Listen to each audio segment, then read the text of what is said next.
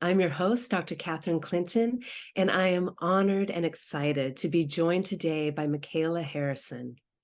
Michaela is a siren, a healer, a composer, and a writer.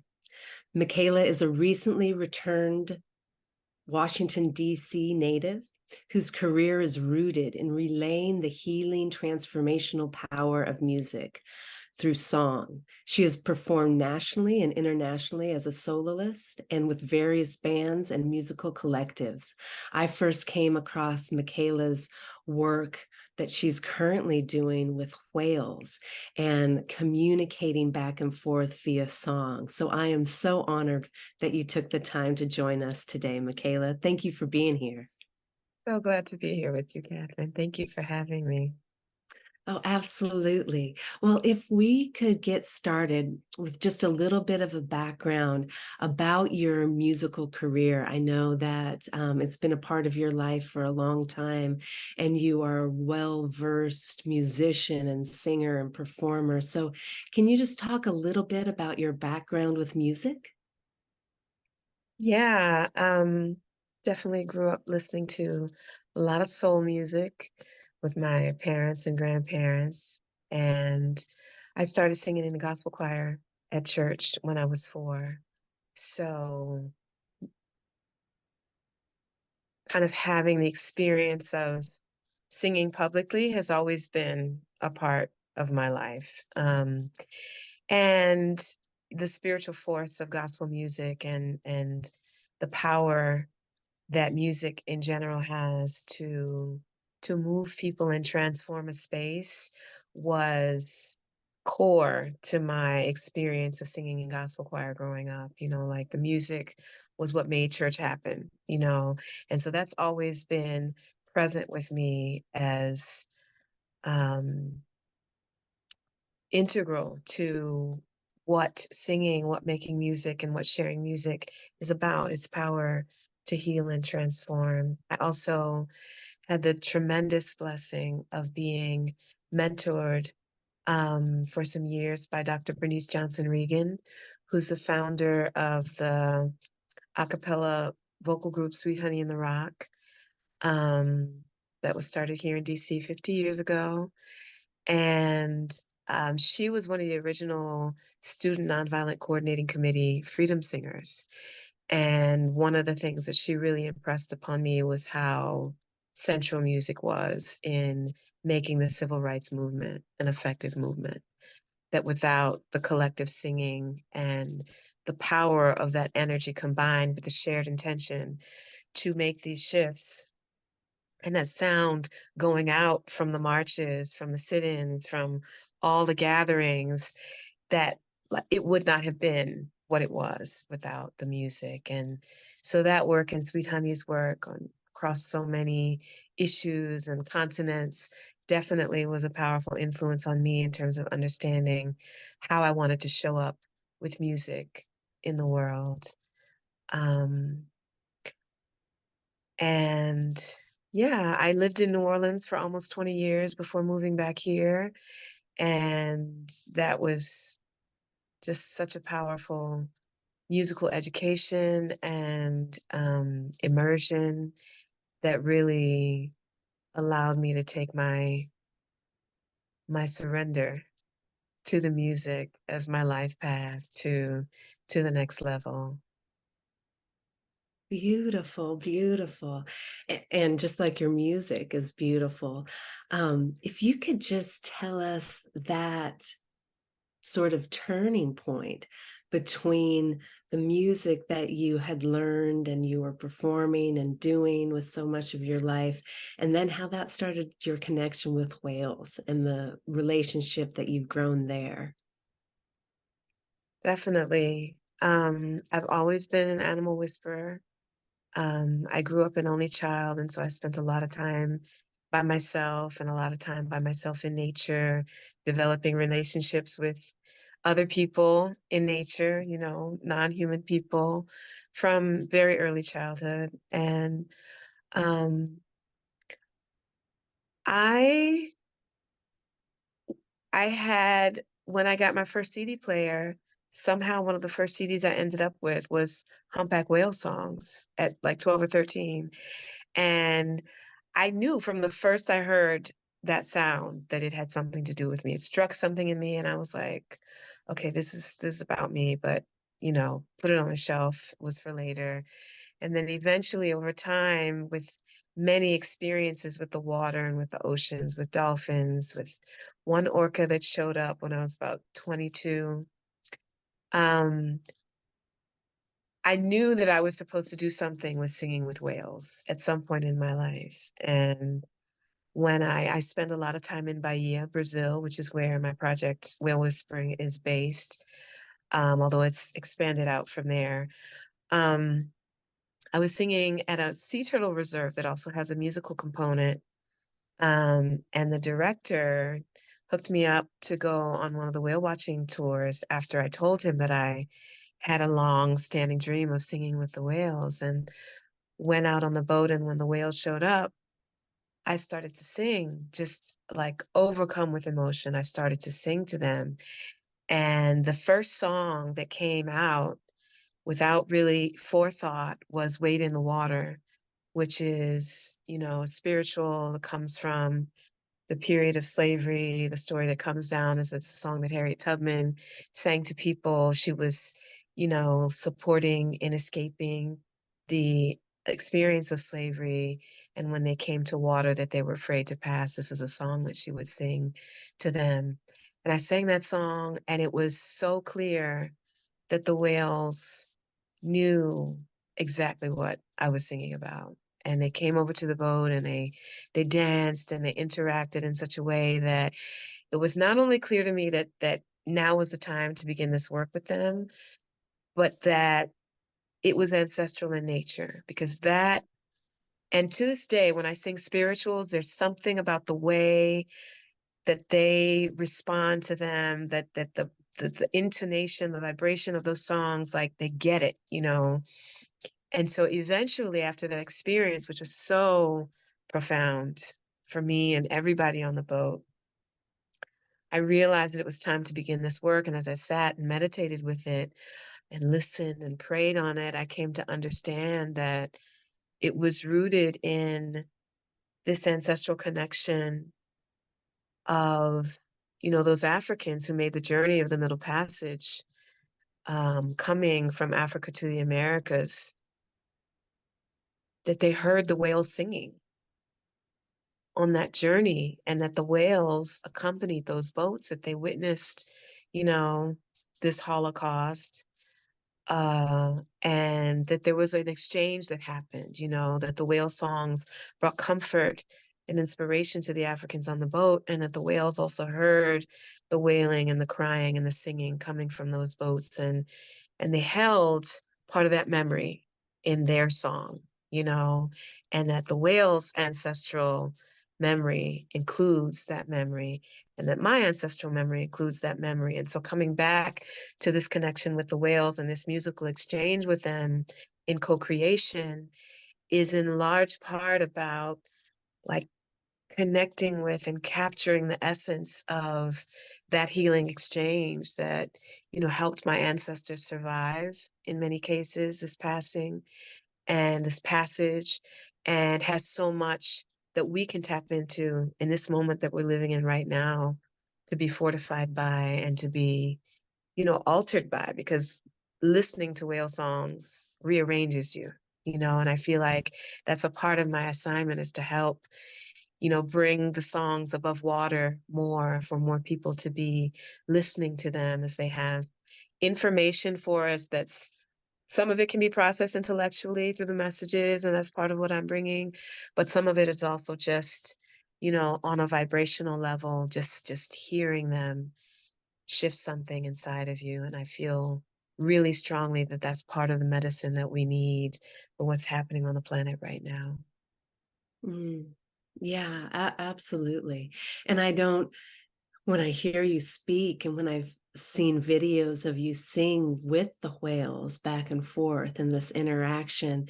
To me, it seems like it's not a coincidence that this medium is going through water, right? That this conversation is happening through water. And so many water researchers, Veda Austin, she's also on the summit, but Emoto's work, I mean, so many different researchers talk about this universal language that's held in water and in the memory of water, and to be such an incredibly massively intelligent being held in water, right? I think it just adds this another level to what's going on with the conversations and the messages being passed between you guys. Can you tell us a little bit about those messages and what you feel is being directed for us to dialogue with the whales, to co-create with the whales? What are your feelings around this? Yes, so they definitely are wanting us to see and hear them, as I think many people have noticed, the past year or so in particular, a few years, the whales have been very visible, have been coming up a lot, have been showing themselves and, making a real concerted effort to be noticed by human people. Um, and that's for, the reasons I think the conclusions that many people draw that they're saying, you know, we're messing up the planet and this is an environment that we share and it's time for us to shift immediately how we are interacting with the other beings on the planet and the planet itself. And inside of that, the core message is of oneness, that there really is only one being truly at the end of the day, which is what quantum biology brings us to. That's the core of their message, that we are not separate from one another. And in order for us to sustain a habitat that's livable for all of us, we must dream together and create together an environment where that's possible. And this current reality of, extraction and greed and exploitation that's rooted in this history of colonization and enslavement. Like we must deal with that right now, and there are pathways to shifting the reality that are magical, that surpass what, politics tell us is possible, what even science, most science, tells us is possible. And they are connected to that. They're connected to that magic. They're connected to that power, as so many indigenous people and so many people around the world are. But it's something that now needs to be at the forefront of how we're thinking about and working toward shifting the reality on the planet. Um, and so I, I when we spoke before, was telling you about one recording in particular that I did with the whales. And so people understand the technology that I'm using. In the videos, a lot of time you see me just from the boat singing to and with and interacting with the whales. There's another part of the work that's underwater, which uses a hydrophone to pick up the whale songs. And then I have a subaquatic speaker that projects my voice underwater so that my conversations with them can be recorded. And just deepening into that. It was, the first few years really were without equipment and just developing my relationship with them and, listening and bringing the co-creation through in the songs that would come in the moment. And now moving more into recording those interactions with them. And one of them, the one that kind of really like changed everything, is one that I recorded a few years ago where there's a whale who came up directly to the hydrophone and was like, well, I have some things to say.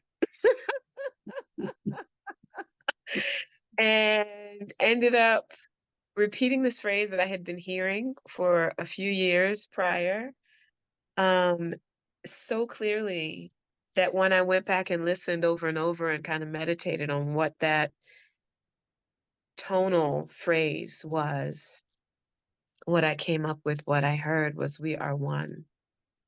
And then when I went back and listened to it after that download came, I could actually hear the words being formed by the whale.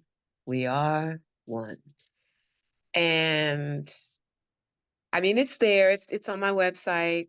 We Are One Ancestral Flow. Folks can go listen to it. They can download it, use it as a meditation. It really the melody that's there is one of the melodies that came through about the Middle Passage journey. And I mean, this whale basically over and over again said, "We are one," you know.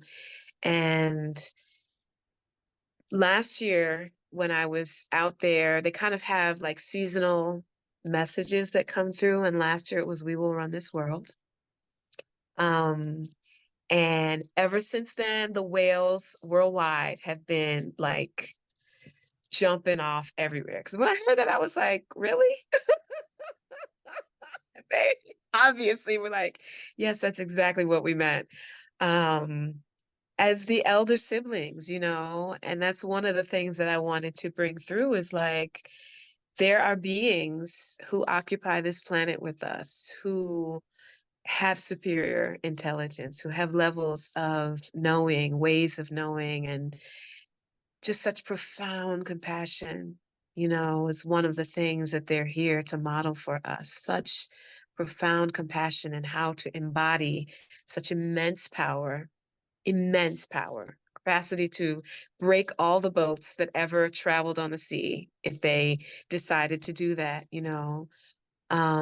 But this grace and this precision of the administration of that power, and using sound to not just communicate with each other, but in my understanding, continuously be healing the waters, continuously be healing the planet and singing the song of the planet. And so they are kind of the first line of spokespeople for the non-human beings who are saying to us, it's not just about you. Um, Mm. yeah. Yeah. That is beautiful. And that's one of the things that, I love research, and I'm sort of that minded individual. I grew up that way, but one of the things that has drawn me to quantum biology and kept me here is that acknowledgement of interconnection, right? You reduce it so far down, it's just this beautiful flow of electrons and photons and phonons of sound, and we don't end at the barriers of our skin. And we've been acting like for centuries that we do, and that we are the end all be all, and we are here to extract the truth from the world and exploit it and benefit from it. And so that's one of the things I love about quantum biology, and the fact that it brings us full circle back to what these ancient indigenous cultures always spoke of, and that relationship they did have with the world around them, around us. And I wonder, when you mentioned that the whales were sort of calling us to co-create in this magic, and you said there's so many tools out there. Can we talk about that? Can we talk about some of the tools that we scattered? We are going to have people from all over the globe watching this on every continent. So what can we do if, not physically together as a collective, but as units of a collective? How can we further this goal of co-creation and elevating consciousness and concrete actions to take to make the world and the environment a better place for all the beings? Yes.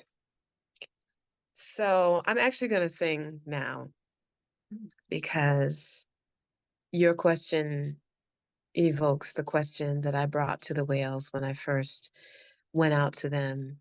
Once I understood what the assignment was and what the project was, and I returned to them, I brought this question. What are you whispering to me from the womb of the world? And why are you singing so bluely that it makes my mind swell with wonder at the way of the witnesses to the mysteries that the ocean hides, luring me beneath the surface to learn the story from the other side of the water. The water. And when I listened for the answer to that question, they said, sing to water, call the people together to sing to the water. And this is something that Indigenous people have been doing, continue to do. But the key is coming together across tribes, across identities, across around the world to intentionally infuse the water, this conductor, this memory keeper, with this healing force, with our living force to say to the planet itself, we are present and we intend to be better stewards. We intend to be better co-citizens. We intend to be better co-creators of this reality. And that singing to the water is a way of like charging that intention and reinforcing it and magnifying it, you know, so water is a magnifier, and that earth can hear us, you know. We live on a living being, and earth and the other living beings who share earth with us are moved when we come together to sing with that shared intention. And so um I mean, I would love to see everybody everywhere singing, you know, to the water and with the water. And as we sing, we heal ourselves as well. You know, the water's in our body.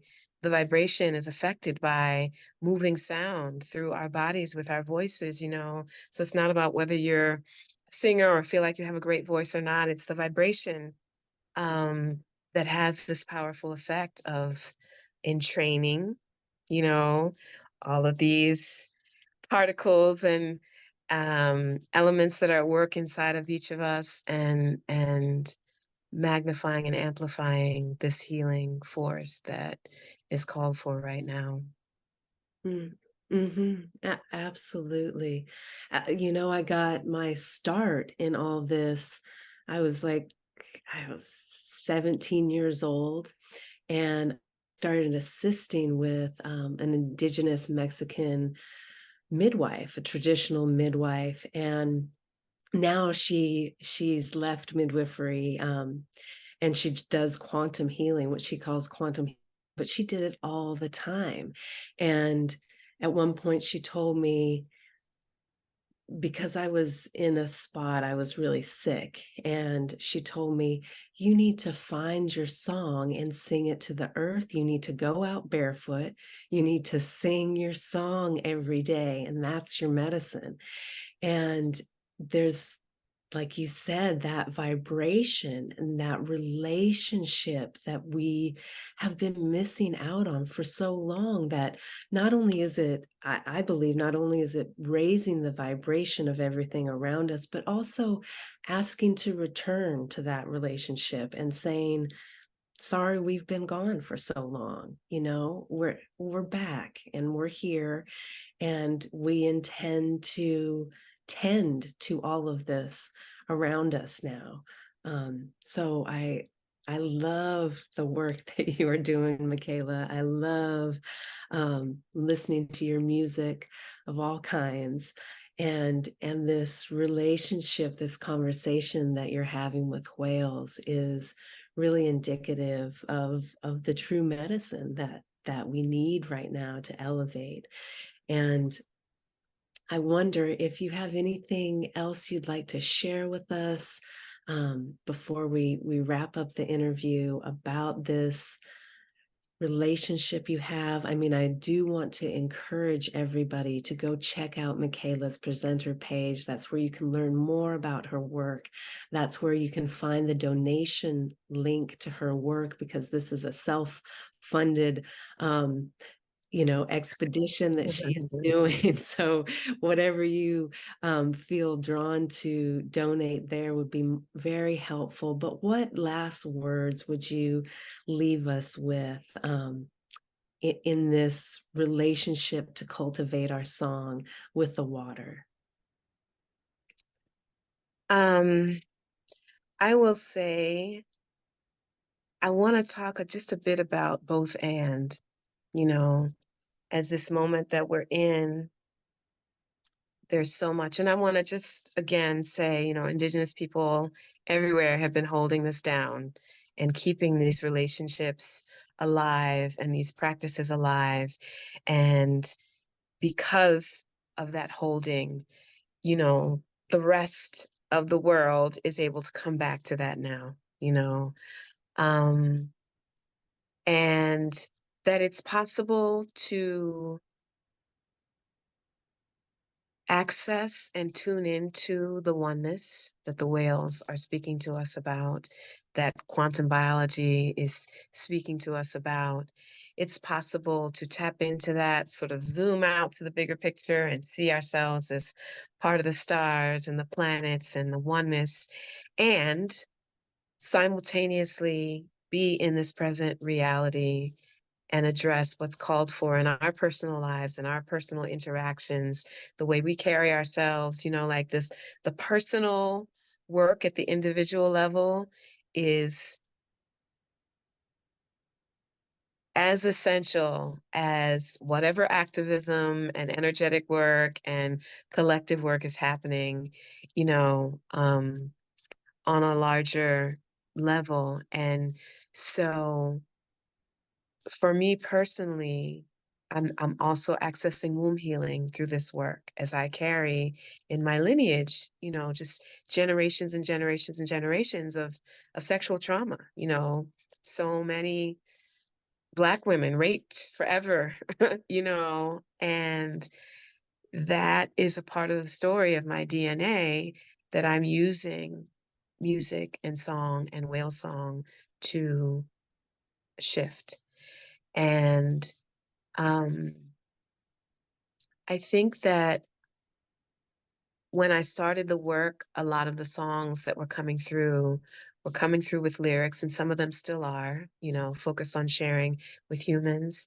But as I've grown in my relationship to the whales and have learned more about how we communicate with each other and their way of communicating, a lot of the songs that are coming through are wordless. Um, and in many ways, they relay so much more than the songs with lyrics, because lyrics kind of place a limitation on the meaning that can be brought through to some extent.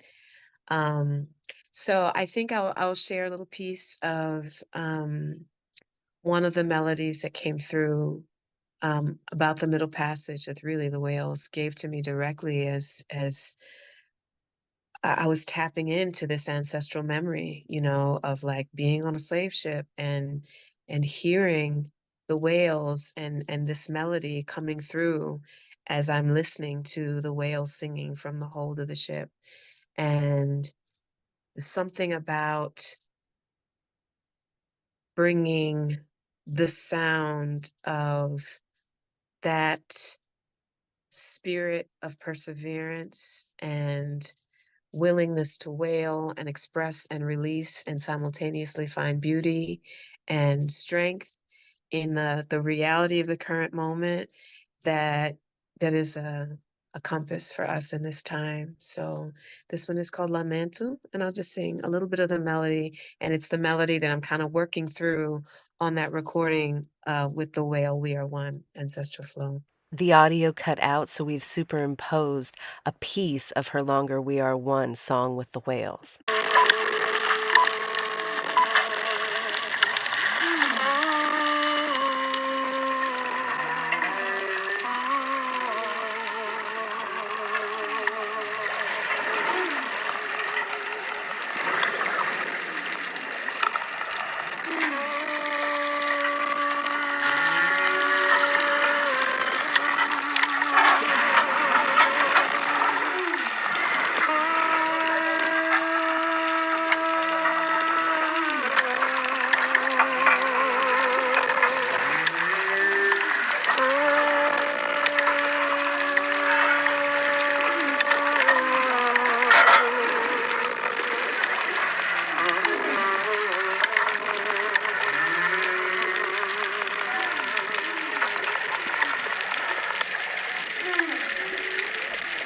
Thank you so much for sharing that with us. I think next time we gotta get a whole full mic set up in there so we can catch every little bit of those vibrations. Thank you so much, Michaela. Thank you for taking the time out of your busy schedule to share your knowledge, your experience, and your conversations that you've been having with whales. And I really encourage everybody to go check out her presenter page. Go listen to these songs. Be touched by those conversations, those vibrations. And once again, Michaela, thank you so very much for joining us today. Thank you so much for having me. Oh, absolutely, my pleasure. Thank you.